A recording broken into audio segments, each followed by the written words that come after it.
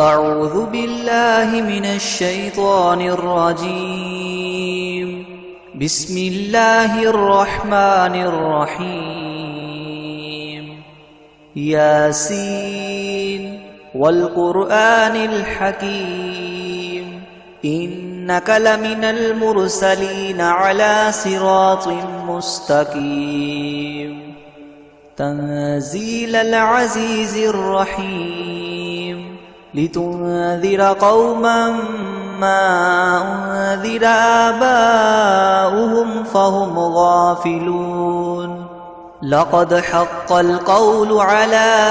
أكثرهم فهم لا يؤمنون. إنا جعلنا في أعناقهم أغلالا فهي إلى الأذقان فهم مقمحون. وجعلنا من بين أيديهم سدا ومن خلفهم سدا فأغشيناهم فهم لا يبصرون. وسواء عليهم أأنذرتهم أم لم تنذرهم لا يؤمنون. إنما تنذر من اتبع الذكر وخشي الرحمن بالغيب فبشره بمغفرة وأجر كريم. إنا نحن نحيي الموتى ونكتب ما قدموا وآثارهم وكل شيء أحصيناه في إمام مبين. واضرب لهم مثلا أصحاب القرية إذ جاءها المرسلون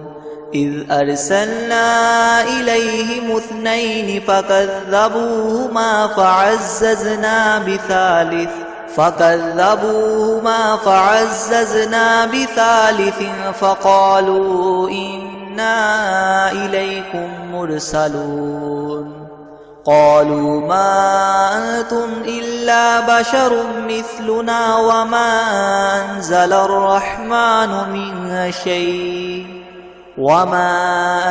الرحمن من شيء إن أنتم إلا تكذبون.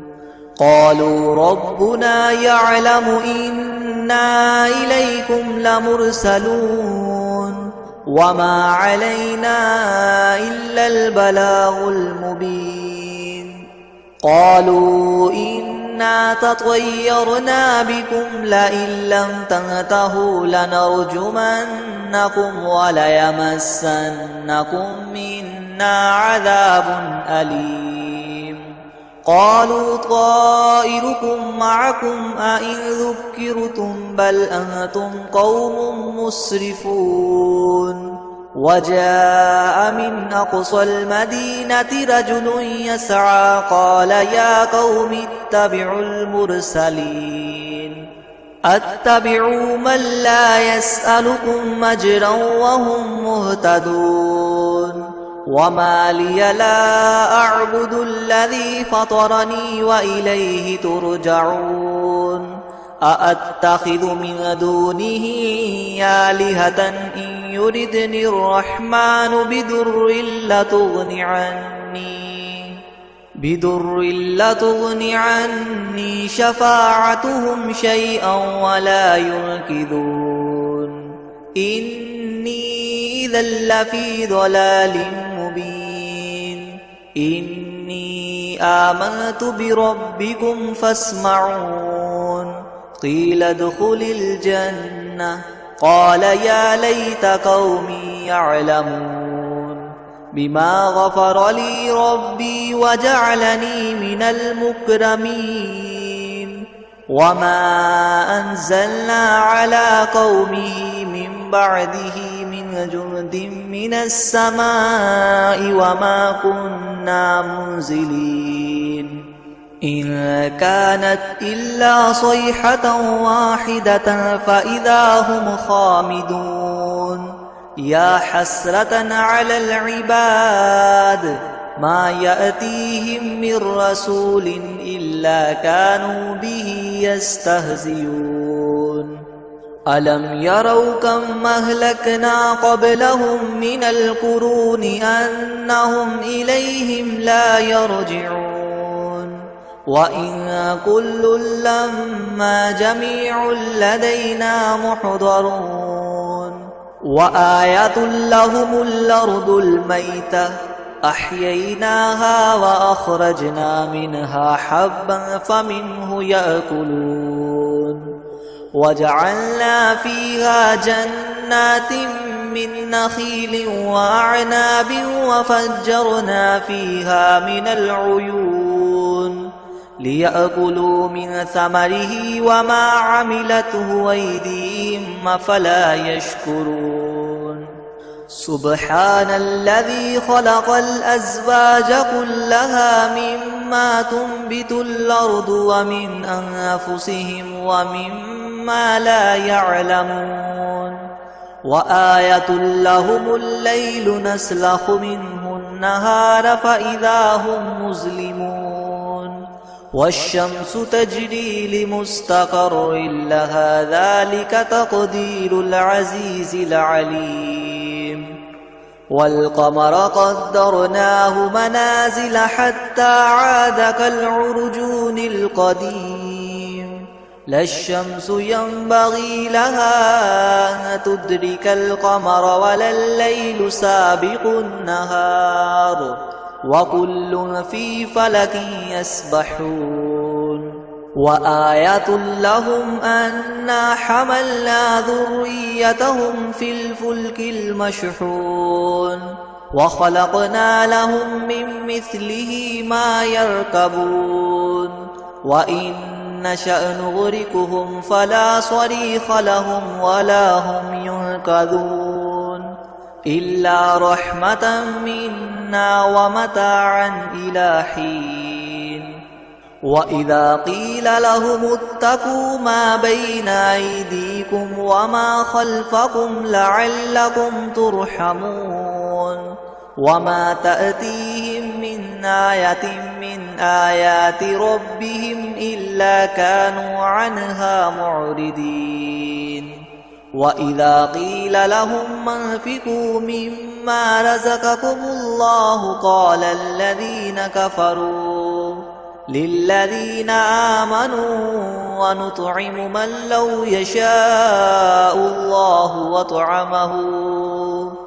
إن أنتم إلا في ضلال مبين ويقولون متى هذا الوعد إن كنتم صادقين ما ينظرون إلا صيحة واحدة تأخذهم وهم يخصمون فلا يستطيعون توصية ولا إلى أهلهم يرجعون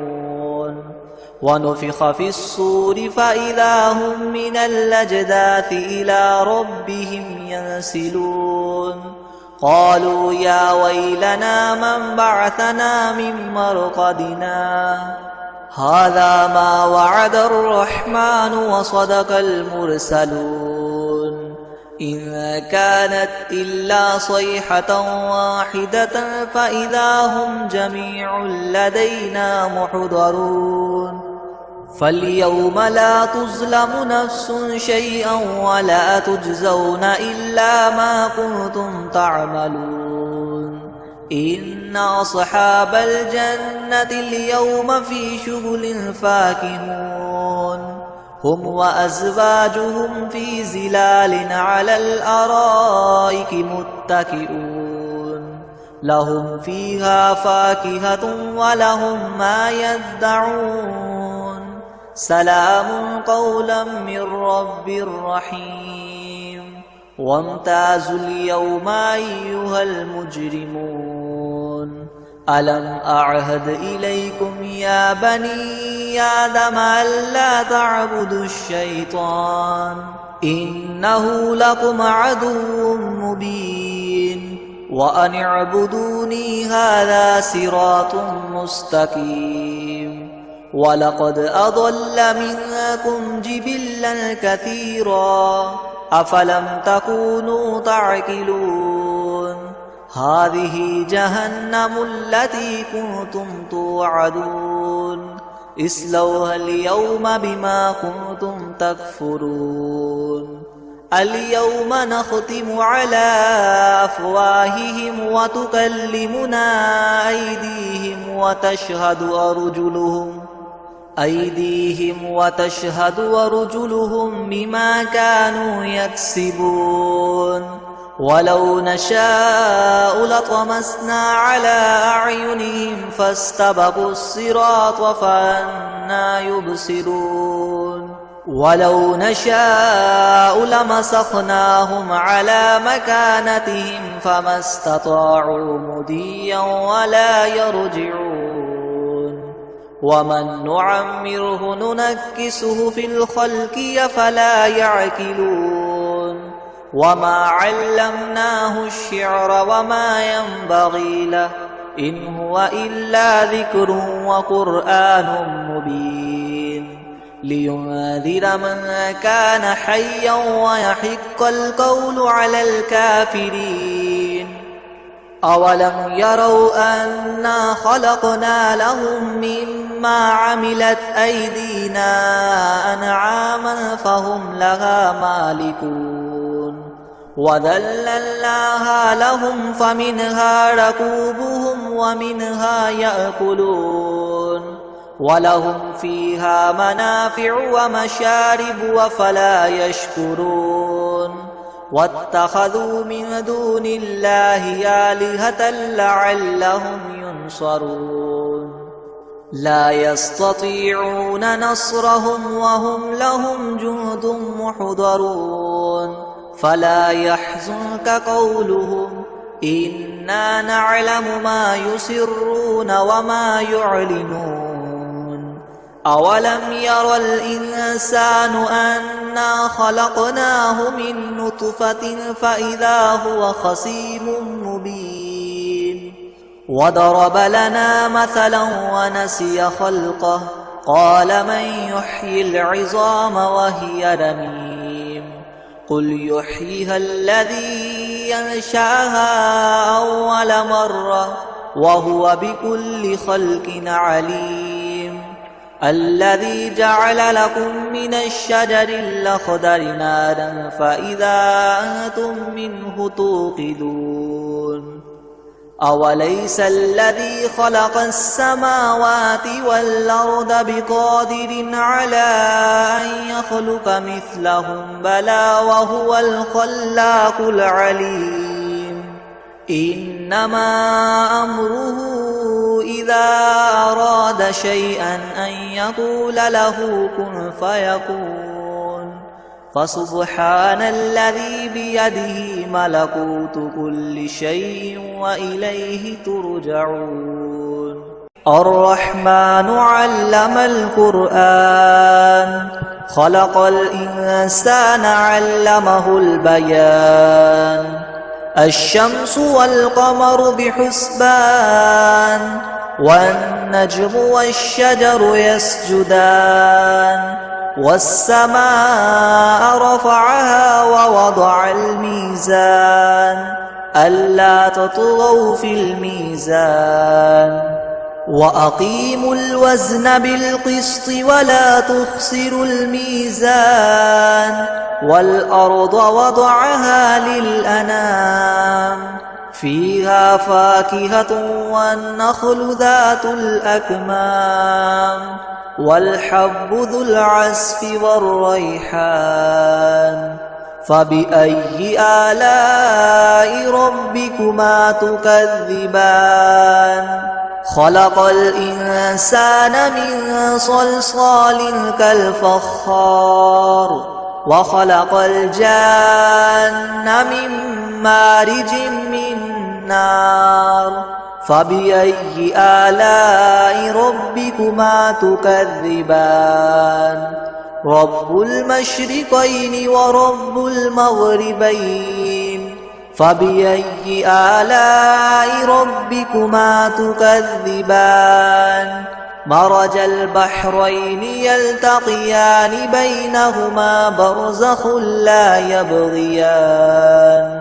فبأي آلاء ربكما تكذبان يخرج منهما اللؤلؤ والمرجان فبأي آلاء ربكما تكذبان وله الجوار المنشآت في البحر كالأعلام فبأي آلاء ربكما تكذبان كل من عليها فان ويبقى وجه ربك ذو الجلال والإكرام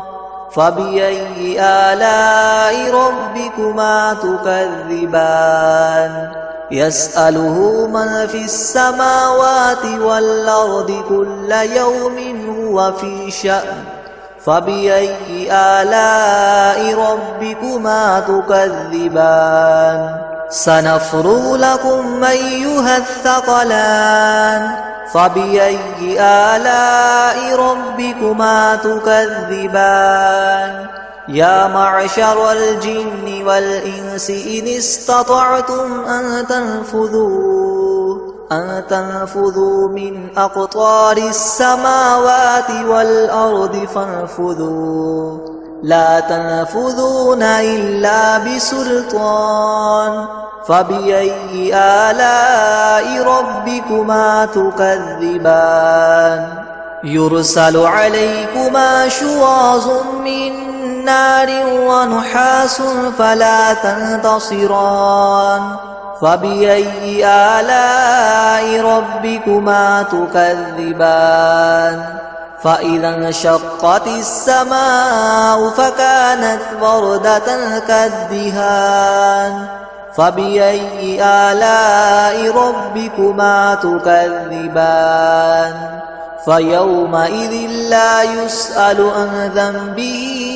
إنس ولا جان فبأي آلاء ربكما تكذبان يعرف المجرمون بسيماهم فيؤخذ بالنواصي والأقدام فبأي آلاء ربكما تكذبان هذه جهنم التي يكذب بها المجرمون يطوفون بينها وبين حميم آن فبأي آلاء ربكما تكذبان ولمن خاف مقام ربه جنتان فبأي آلاء ربكما تكذبان ذواتا أفنان فبأي آلاء ربكما تكذبان فيهما عينان تجريان فبأي آلاء ربكما تكذبان فيهما من كل فاكهة زوجان فبأي آلاء ربكما تكذبان متكئين على فرش بطائنها من استبرق وجنى الجنتين دان فبأي آلاء ربكما تكذبان فيهن قاصرات الطرف لم يطمثهن إنس قبلهم ولا جان فبأي آلاء ربكما تكذبان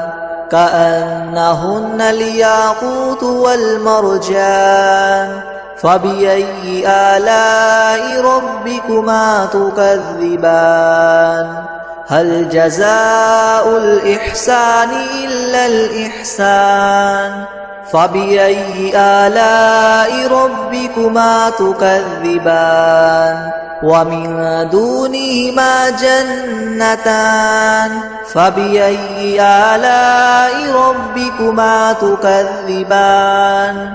مدهامتان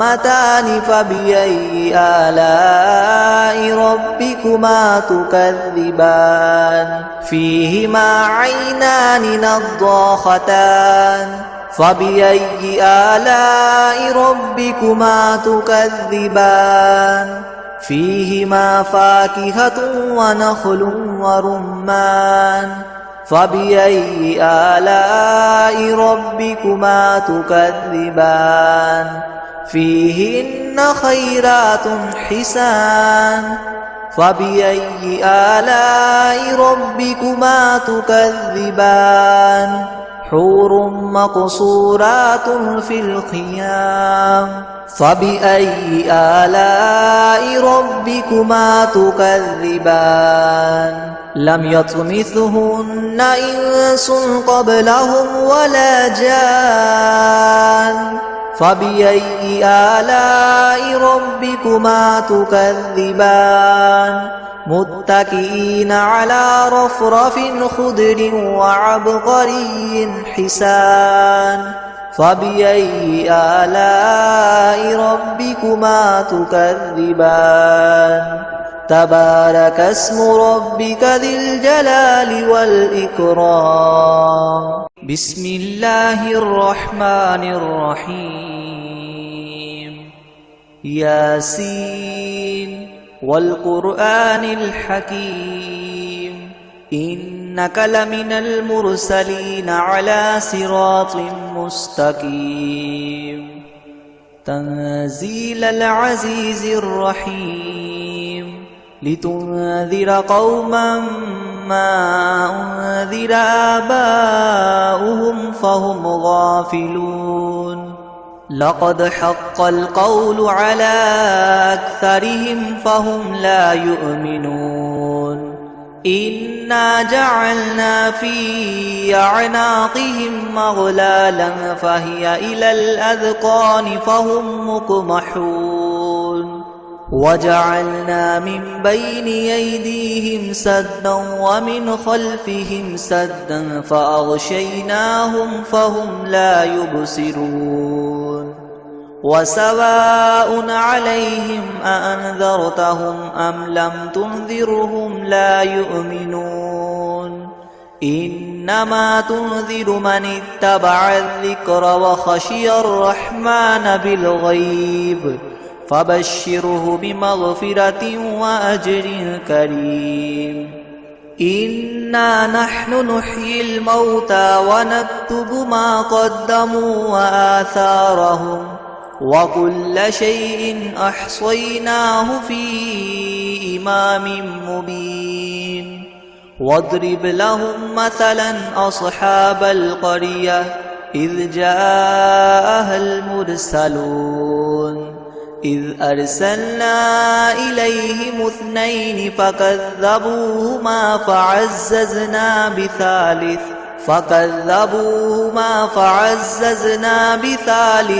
فقالوا إنا إليكم مرسلون قالوا ما أنتم إلا بشر مثلنا وما أنزل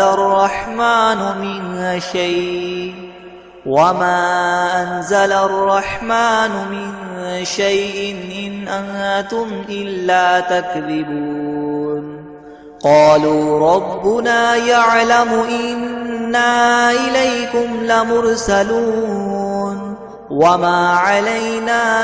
إلا البلاغ المبين قالوا إنا تطيرنا بكم لئن لم تنتهوا لنرجمنكم وليمسنكم منا عذاب أليم قالوا طائركم معكم أئن ذكرتم بل أنتم قوم مسرفون وجاء من أقصى المدينة رجل يسعى قال يا قوم اتبعوا المرسلين اتبعوا من لا يسألكم أجرا وهم مهتدون وما لي لا أعبد الذي فطرني وإليه ترجعون أأتخذ من دونه آلهة إن يردني الرحمن بضر لتغن عني شفاعتهم شيئا ولا ينقذون إني إذا لفي ضلال مبين إني آمنت بربكم فاسمعون قيل ادخل الجنة قال يا ليت قومي يعلمون بما غفر لي ربي وجعلني من المكرمين وما أنزلنا على قومه من بعده من جند من السماء وما كنا منزلين إن كانت إلا صيحة واحدة فإذا هم خامدون يا حسرة على العباد ما يأتيهم من رسول إلا كانوا به يستهزئون ألم يروا كم أهلكنا قبلهم من القرون أنهم إليهم لا يرجعون وإن كل لما جميع لدينا محضرون وآية لهم الأرض الميتة أحييناها وأخرجنا منها حبا فمنه يأكلون وجعلنا فيها جنات من نخيل وأعناب وفجرنا فيها من العيون ليأكلوا من ثمره وما عملته أيديهم أفلا يشكرون سبحان الذي خلق الأزواج كلها مما تنبت الأرض ومن أنفسهم ومما لا يعلمون وآية لهم الليل نسلخ منه النهار فإذا هم مظلمون والشمس تجري لمستقر لها ذلك تقدير العزيز العليم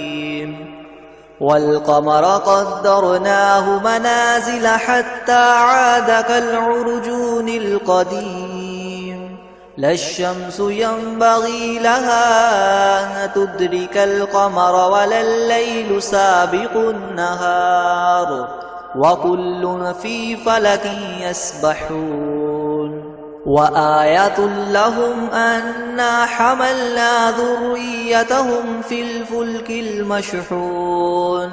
وخلقنا لهم من مثله ما يركبون وإن نشأ نغرقهم فلا صريخ لهم ولا هم ينقذون إلا رحمة منا ومتاعا إلى حين وإذا قيل لهم اتقوا ما بين أيديكم وما خلفكم لعلكم ترحمون وما تأتيهم من آية من آيات ربهم إلا كانوا عنها معرضين وإذا قيل لهم انفقوا مما رزقكم الله قال الذين كفروا للذين آمنوا ونطعم من لو يشاء الله وطعمه إن أنتم إلا في ضلال مبين ويقولون متى هذا الوعد إن كنتم صادقين ما ينظرون إلا صيحة واحدة تأخذهم وهم يخصمون فلا يستطيعون توصية ولا إلى أهلهم يرجعون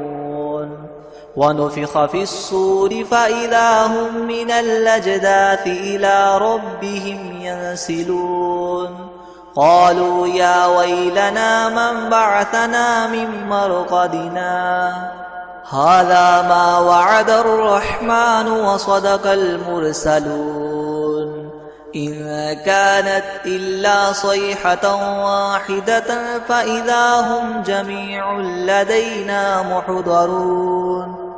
فاليوم لا تظلم نفس شيئا ولا تجزون إلا ما كنتم تعملون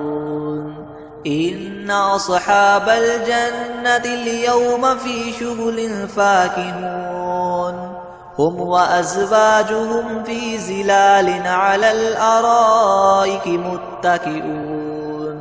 لهم فيها فاكهة ولهم ما يدعون سلام قولا من رب رحيم وامتازوا اليوم أيها المجرمون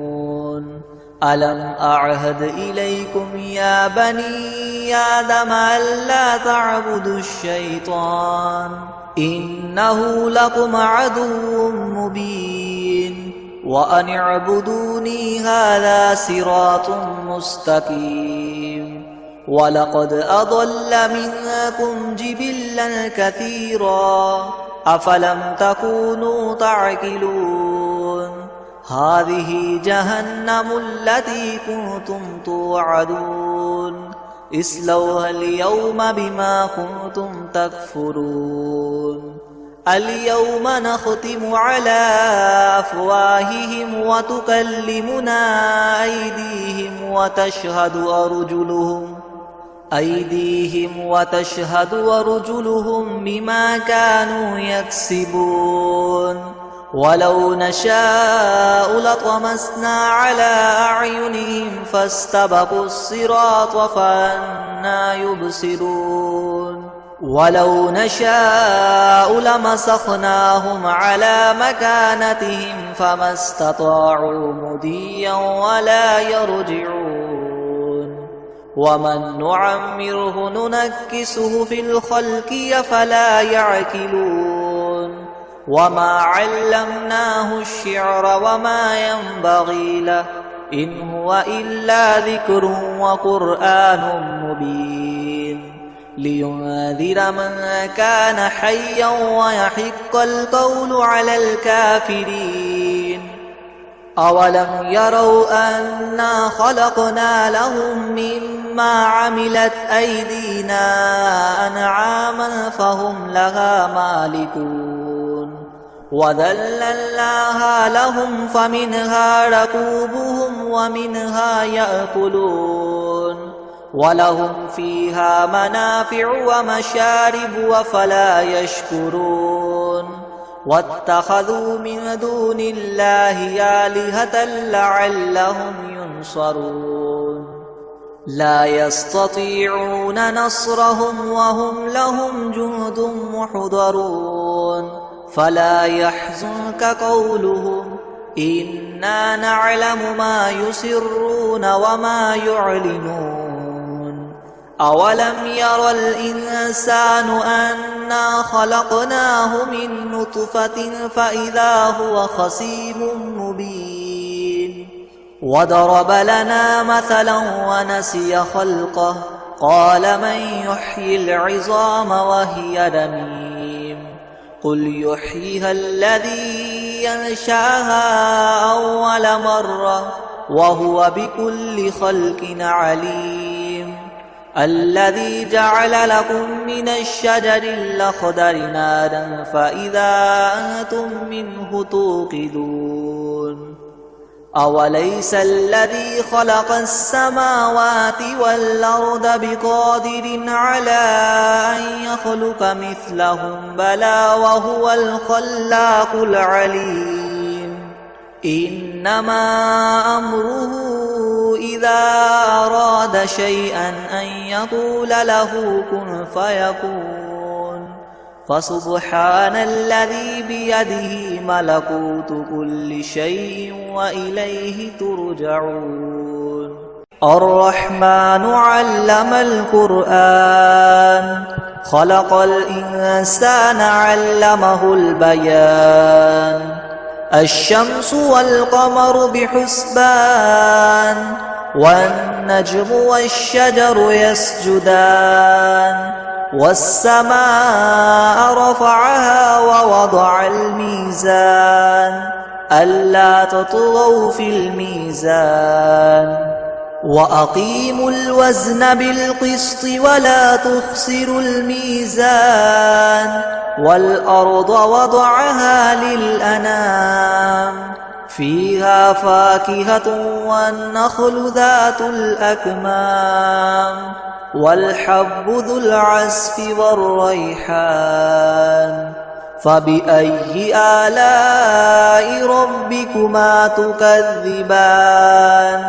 خلق الإنسان من صلصال كالفخار وخلق الجان من مارج من نار فبأي آلاء ربكما تكذبان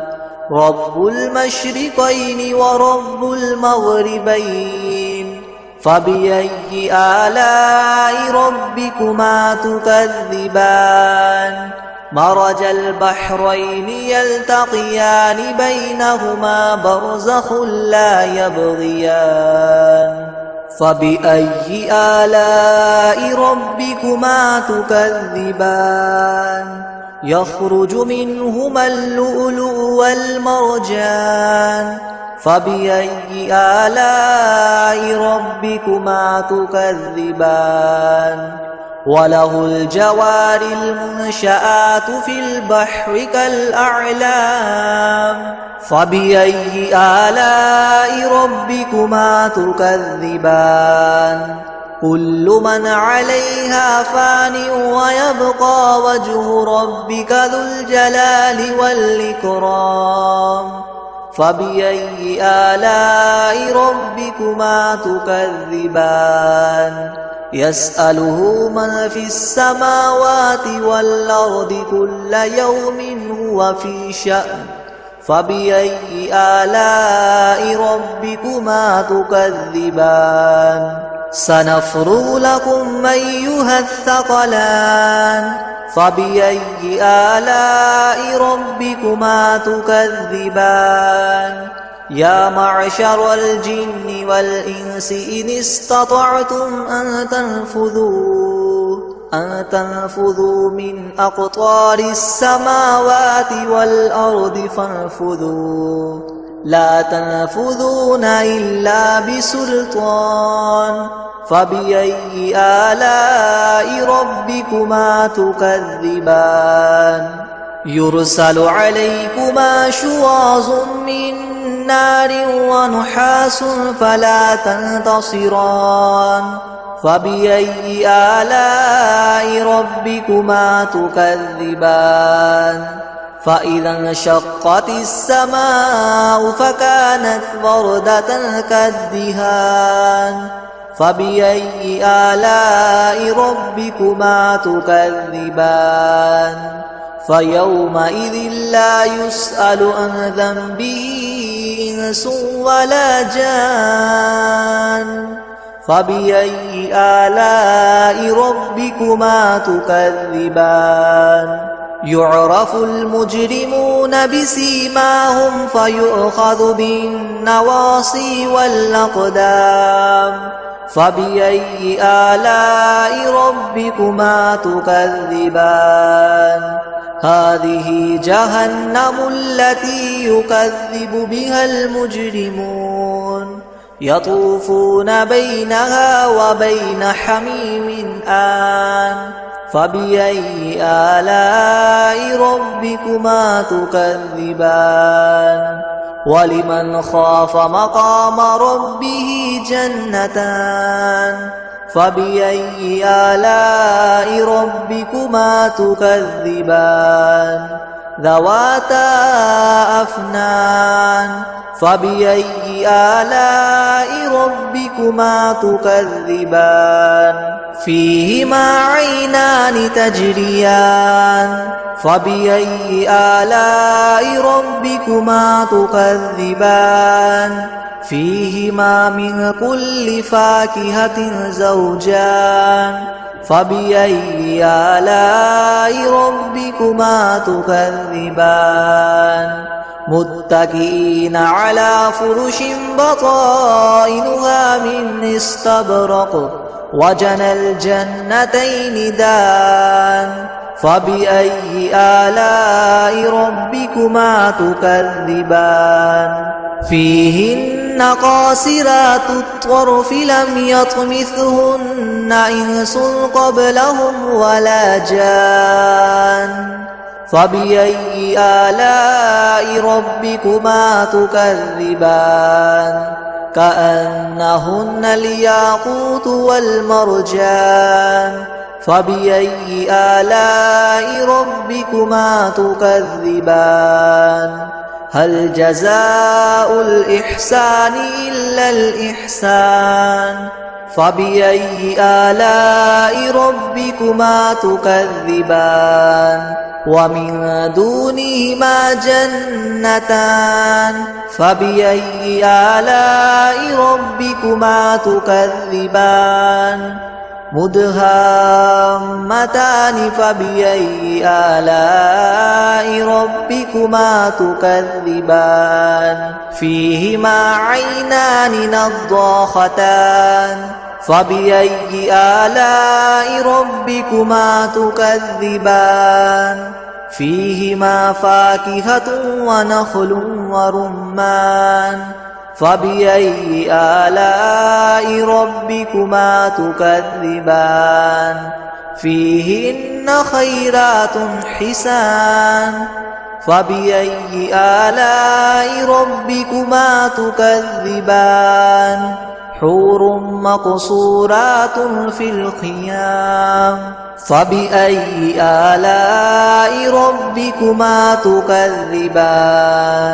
لم يطمثهن إنس قبلهم ولا جان فبأي آلاء ربكما تكذبان متكئين على رفرف خضر وعبقري حسان فبأي آلاء ربكما تكذبان